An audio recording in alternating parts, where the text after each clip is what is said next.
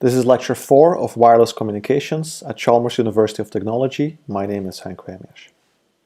Today we will cover part of chapter 3 of the book Wireless Communication by Andrea Goldschmidt. In particular, we will deal with wideband models and the wideband stationary uncorrelated scattering assumption. We will introduce the concepts of coherence bandwidth, delay spread, coherence time, and Doppler spread. At the end of the lecture, you should be able to explain the difference between those four concepts, the differences between narrowband, wideband communication, slow fading, and fast fading. You should be able to compute the 2D autocorrelation function of wideband stationary uncorrelated scattering processes and quantify the four main properties of channels from those 2D autocorrelation functions and their transforms. Finally, you should be able to design communication systems in a way that they are narrowband or wideband or operating under slow or fast fading.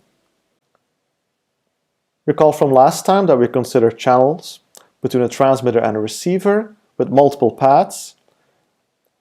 When the receiver had a large bandwidth, we could resolve all of these paths in the delay domain, and we would see something as shown here in the middle. When the receiver has a small bandwidth over the same channel, we would see everything lumped together, and this would be a narrowband communication. In addition, the signal varies over time due to mobility. Mobility is modeled due to a statistical distribution and an autocorrelation function. The distributions we've seen are Rayleigh and Ricean distributions. These are distributions of the envelope of the channel. And we've also seen a specific autocorrelation function, namely Jake's model, which relates to the coherence time or how long the channel remains approximately constant. From 2 lectures ago, we remember the difference between the physical channel and how we communicate over this channel. The physical channel is denoted C of tau and t, has certain properties including the delay spread and the coherence bandwidth. The delay spread is the time between the first and last reflection, or the first arriving path and the last arriving path. The coherence bandwidth is the inverse of the delay spread. The coherence time is the time for which the channel is approximately constant, and the inverse of that is the Doppler spread, the rate at which the channel changes. When we communicate over this channel, we as engineers have to choose a certain communication bandwidth, or its reciprocal, a certain symbol slot duration. Based on how we make these choices, the communication can be narrowband, wideband, slow, or fast fading. In particular, for a given channel and a certain choice of bandwidth, when the symbol slot duration is much larger than the delay spread, that means we have narrowband communication, because from the point of view of the receiver, all the paths appear as one. If the symbol slot is on the same order or less than the delay spread, we have wideband communication, because there will be intersymbol interference. This is also called frequency selective or dispersive communication. Then the choice of the symbol slot duration with respect to the coherence time leads to slow fading when the symbol slot duration is much less than the coherence time. This means that for many symbols we will see the same channel or approximately the same channel. If the symbol slot duration is on the order of the coherence time, we have fast fading, because different symbols will see different channels, and the channel can change almost symbol by symbol. Last time we talked about narrowband communication. Today we will talk about wideband communication, both slow and fast fading. We also recall the extreme cases from last time. So this here shows the channel as a function of delay and time for a wideband slowly fading communication. This here shows the channel as a function of delay and time for narrowband fast fading communication, which is what we studied last time, where the channel was basically a complex number that varied over time, and this complex number had a statistical distribution and it had a certain autocorrelation function. Today we focus on the more general and more complicated case. Let's go back to this fundamental model that we've seen before, where we have a transmitted signal u of t, which arrives at the receiver via a number of paths n. Each path has a delay, an amplitude, a phase rotation, and then in total there is also noise. We can pull out the carrier, and then we get the second expression, where what is highlighted in green is the complex baseband received signal. We can then determine a baseband convolution of the input signal and a time-varying channel. If we describe the time-varying channel here as a superposition of delta functions with delays amplitudes and rotations. We can then show when we substitute this expression here in this integral, we find what is highlighted in the green box. So C of tau and t is the underlying time-varying channel. When we had narrowband fading models, these delays were not resolvable. They just appeared as a single delay, and the channel then was just a complex number that varied over time. This channel was then characterized by a distribution, which was Rayleigh-Orician fading. Those are the ones that we've seen. And also the variation over time, or the autocorrelation function through Jake's spectrum. That tells you how quickly this C of t changes with respect to time. And this was reliant on the wideband stationary assumption. In wideband fading models, we still have to use both t and tau. So there again, there are two notions of time, delay and time. Since the two notions of time may be confusing, it is good to go again over convolution. This animation shows here an incoming signal, which is the time reverse of the real input signal u of t, with a channel, here C of tau. And then the convolution will be a triangular shape, which is just the yellow area as it changes over time. Okay, so the output signal is the convolution of the channel with the input signal. In the frequency domain, we can take the Fourier transform of the output signal, channel, and input, and we obtain this relation. So the convolution time domain becomes a product in the frequency domain, where this is just a standard Fourier transform. When we have a time-varying convolution, the filter changes over time. So then the channel will look something like this, which is exactly the channel that we have here in our wireless communication system. Then we can no longer apply this trick of writing the Fourier transform of the output as the product of two Fourier transforms of the channel and the input, because the channel itself varies over time. We can, however, define a time-varying Fourier transform of the channel by taking the channel at a certain time and computing its Fourier transform. As a special case, we can consider the input to be a tone, so at a certain frequency. Then the output will just be the same tone times the Fourier transform of the channel evaluated at that tone at that time t.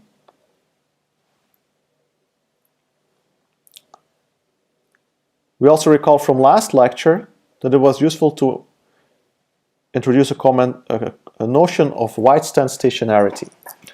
A wideband stationary random signal is a signal for which the first and second moment do not vary in time. Of the three figures here shown on the top, we see that the first and second cannot be wideband stationary because the mean in the first one does not stay constant with time. For the second one, the variance does not stay constant with time. Well, for the last one, both mean and variance appear to remain constant with time, so this could be a candidate for a wideband stationary signal. In particular, the autocorrelation function does not depend on time. So the autocorrelation function of a wideband stationary process, defined as the expectation of the signal or the process multiplied by the process a little bit later, only depends on how much that little bit is. It does not depend on the time at which we consider. On the bottom here, we show two autocorrelation functions, in red for a slow varying process, and in blue for a very quickly varying process, corresponding to the figures on the left. This is all for a one-dimensional signal. Let's now consider what happens to the autocorrelation function for two-dimensional signals, such as our channels. Then, the autocorrelation function is in general a four-dimensional object, taking as inputs two delays and two times, because the autocorrelation function is defined as the expectation of the channel, complex conjugate, at delay tau 1 and time t, multiplied with the channel at delay tau 2 and time t plus delta t. So there are in principle four arguments. We would like to work with more simple models that only depends on two of those arguments. So first of all, we would only like to depend on delta t, not t, just as in the narrowband fading channels. So the time t at which we look at the autocorrelation function should not matter. Secondly, we would like the autocorrelation function to be such that it only depends on tau. This means that two channels corresponding to different delays, tau 1 and tau 2, are always uncorrelated. So we can only look at a certain delay. So let's look at this in terms of a picture. This figure shows as a function of delay tau and time t, the channel. What we would like of this channel to be is that for any two delays tau, let's say tau 1 and tau 2, the channel is uncorrelated. So the value for any time here corresponding to tau 1 and tau 2, these are two uncorrelated random variables. What we would also like is that the channel remains correlated over time, but that this correlation only depends on the delta t. It does not depend on when we draw those three lines, only the difference in time between those lines. It then follows, of course, that if we look at the channel at a certain time t and a certain delay here, corresponding to another channel with another time, another delay, that these, of course, must be uncorrelated. This is what we like our channel model to be, so how do we make sure that this happens? In order to get to the desired autocorrelation function, we will need to make several assumptions. First of all, we will ignore path loss and shadowing and focus on only non-line of sight communication, basically a Rayleigh fading scenario. In that case, the channel will be a two-dimensional complex Gaussian process.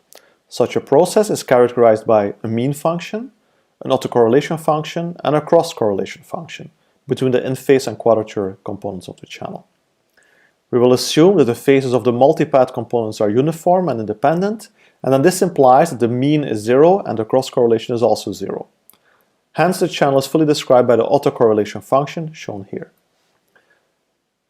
Now we make two additional assumptions. First of all, we make the wideband stationarity assumption, just as in the narrowband case, that the autocorrelation function does not depend on t, only on delta t. So it does not matter when we look at the autocorrelation function, only at the time difference between the times that we look. Secondly, we also make the uncorrelated scattering assumption, which says that there is no correlation for different delays. So the channel for a certain delay and a different delay will always be uncorrelated.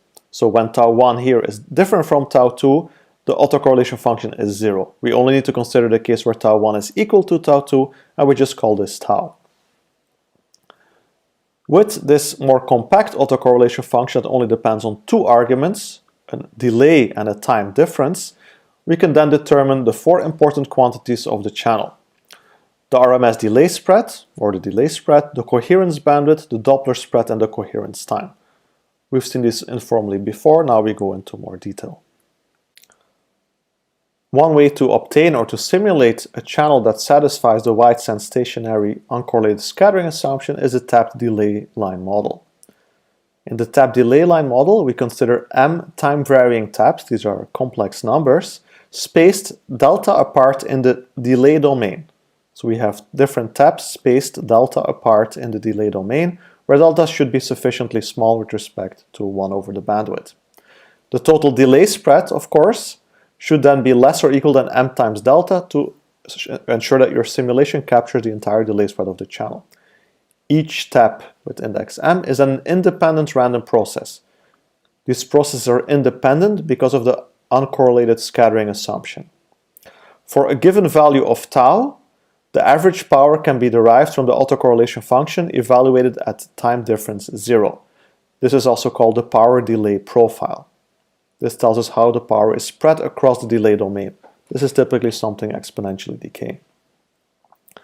For a given tau then, how the channel varies over time is just from the autocorrelation function.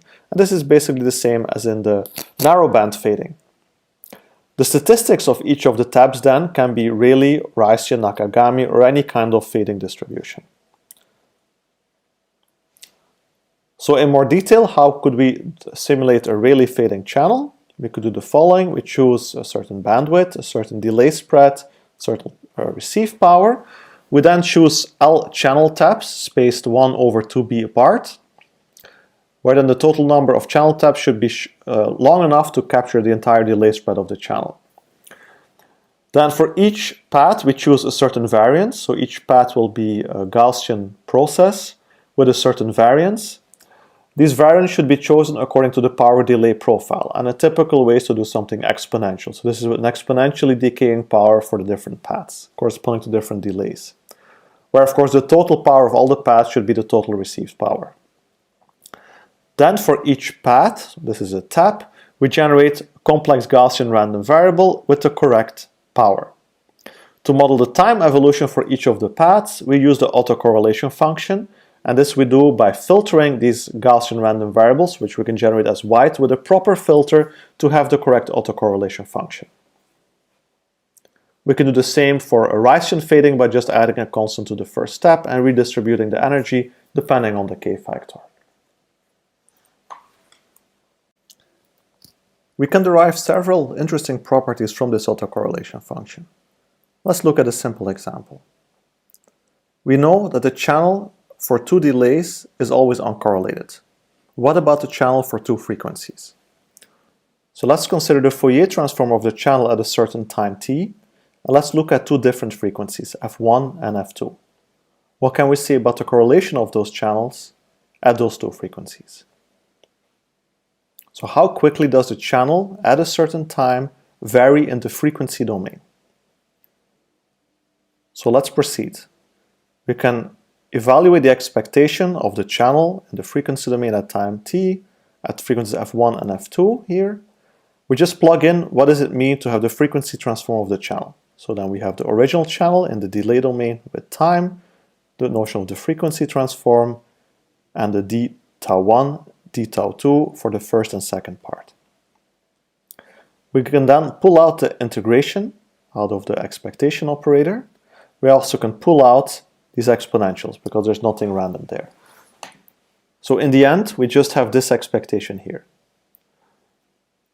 Now we know that when tau 1 is different from tau 2, this expectation is 0, so we only need to consider tau 1 equal to tau 2. So then only a single integration is left over. Tau 1 is equal to tau 2, and then here also in these exponentials, tau 1 is equal to tau 2, and we only have 1 d tau.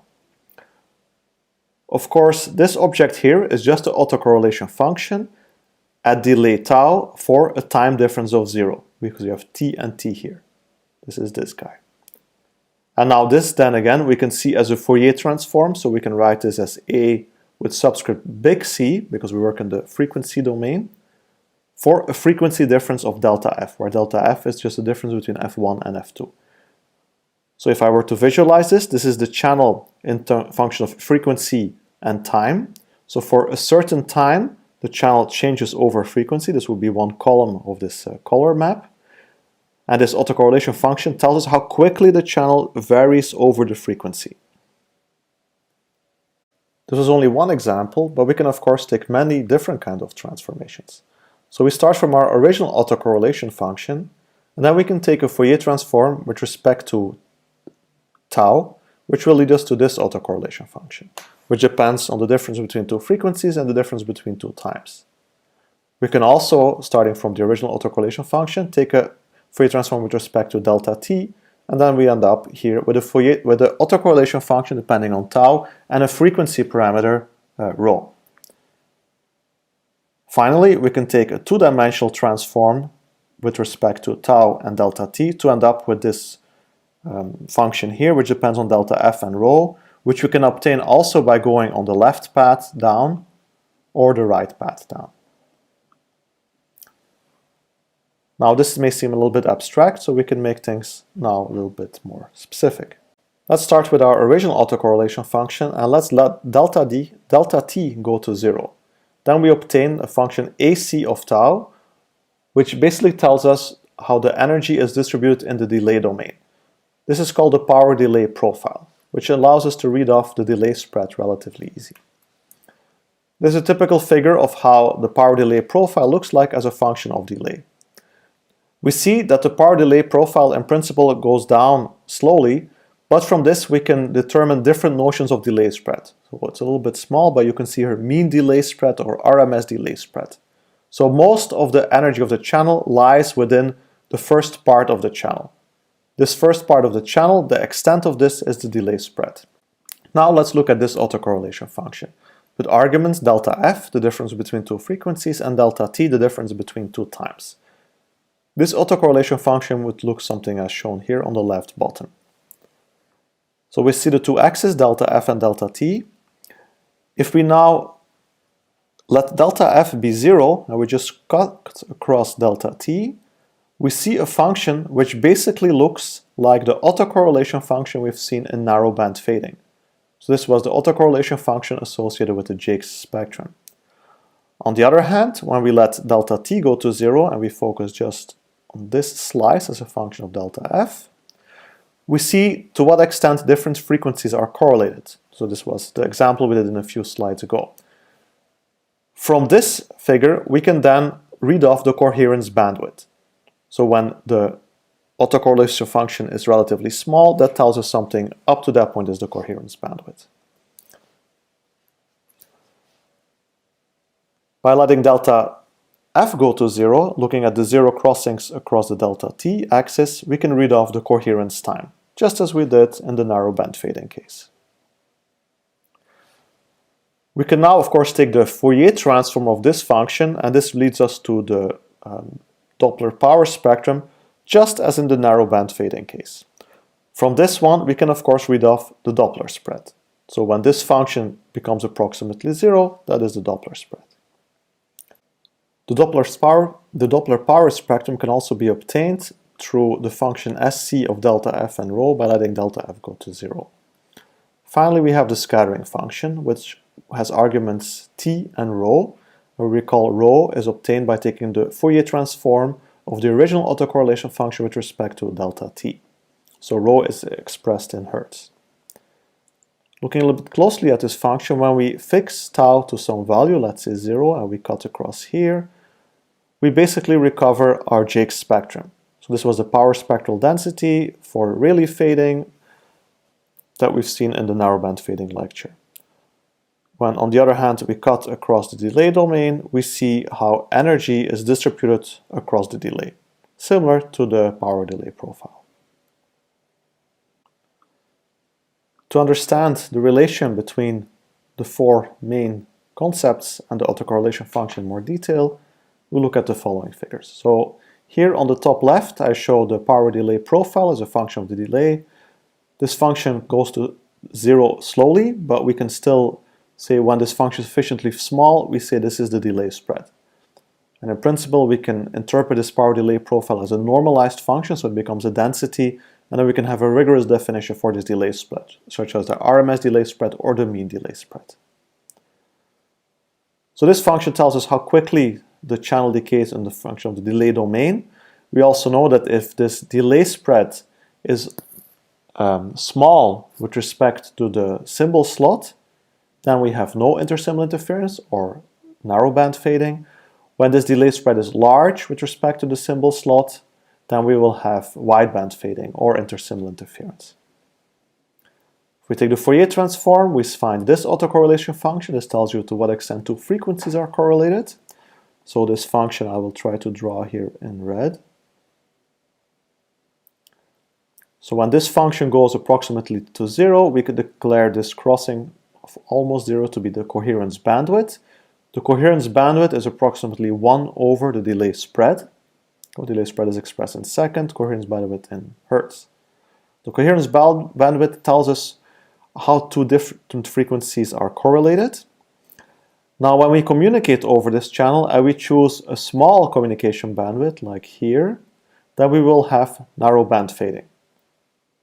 This means that all the frequencies over which you communicate will see approximately the same channel. This means the channel will appear flat from the point of view of the communication. When over this channel we use a large bandwidth, so this is corresponding to this, then different communication frequencies will see different channels, because the channel has changed over this whole wide frequency band, and we have wideband communication or frequency selective communication. So these are two ways of saying the same thing. Similarly, we have two ways of talking about slow and fast fading. So we have the autocorrelation function AC of delta t, which was the same one that we had in the narrowband fading case. When this function is close to 0, we say this is Tc, the coherence time. And again, we should be careful in this notion of coherence time. After a time Tc, the channel has decorrelated or has become independent in the Gaussian case. So the channel is approximately constant for a very small fraction of Tc, let's say 10%. We can take the Fourier transform of this autocorrelation function. We obtain the Doppler power spectrum. from which we read the zero crossings, which are the Doppler spread. And approximately the inverse of the Doppler spread gives us the coherence time. We will have slow fading when the symbol slot is much less than the coherence time. This means that many symbols see the same channel. We have fast fading when the symbol slot is on the order of the coherence time, which means that approximately each symbol sees a different channel. So this is the end of the lecture. We have seen how to describe the difference between delay spread, coherence time, Doppler spread, and coherence bandwidth, between narrowband and wideband communication, and between slow and fast fading. We've computed 2D autocorrelation functions of wide-stand stationary uncorrelated scattering processes. We've quantified the four main properties of communication from this autocorrelation function and its transforms, and we've designed communication systems in order to be able to be narrowband or wideband or slow or fast fading.